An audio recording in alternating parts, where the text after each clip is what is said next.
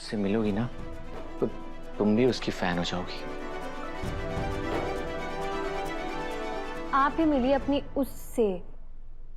हरा भला वहां के काम है। और वैसे भी आप इतने बड़े कारोबारी हैं, करोड़ों के फैसले अकेले ही कर ले हुए हैं, तो उससे मिलकर भी ना आप अकेले ही फैसला कर लीजिए। हमारे पास फालतू का टेम ना है।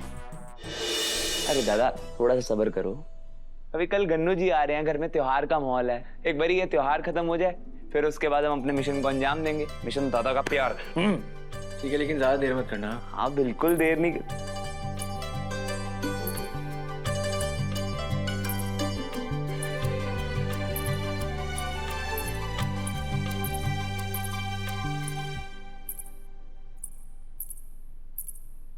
देव सर, वो आपके ऑफिस से फाइलों के कुछ डब्बे आए हैं। वो आपके कमरे में भिजवा दूं या घर के दफ्तर में रखवा दूं?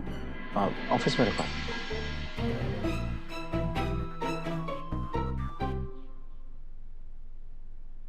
वसु, इधर आओ ना।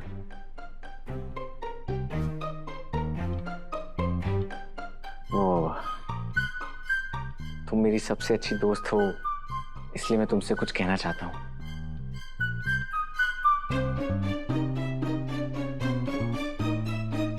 गणेश उत्सव के बाद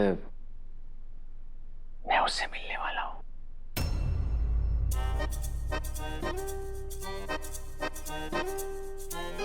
से? अरे आंखों वाली लड़की से। सब फाइनल हो गया है, मिलने की जगह, मिलने का समय, और वसु मुझे तो यकीन नहीं हो रहा है कि मैं सच में अपनी मोहब्बत से मिलने वाला हूँ।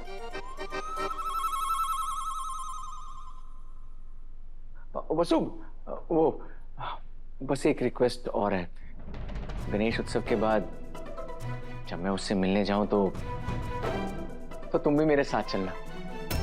अब मेरे लिए लड़की पर रखने की जिम्मेदारी तो मासा ने तुम्हें दी है, और मुझे पक्का पता है जब तुम उससे मिलोगी ना तो तुम भी उसकी फैन हो जाओगी। आप ही मिलिए अपनी उससे। हरा भला वहां के काम है।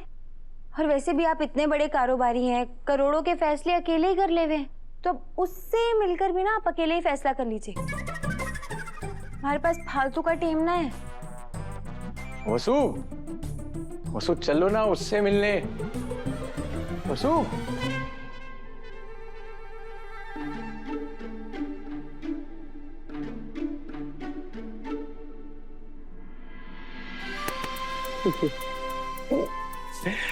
इस जलने की खुशबू में भी जादूगर का प्यार है दादा। प्यार भी बहुत करती है वो आपसे, है ना?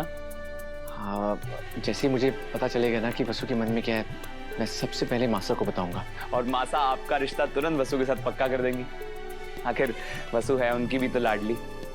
आप एक काम करो, आप चलो मेरे साथ। हाँ आओ ना आज। अरे कहाँ, लेकिन अभी आओ तो सही था। अभी गुरुजी ने साफ साफ कहा है कि देव पर बहुत बड़ा संकट आने वाला है, और जिस कवच की बात कर रहे हैं वो, हम उसे ढूंढे भी तो कहाँ। मासा पापा सा। क्या बात है अभी देव?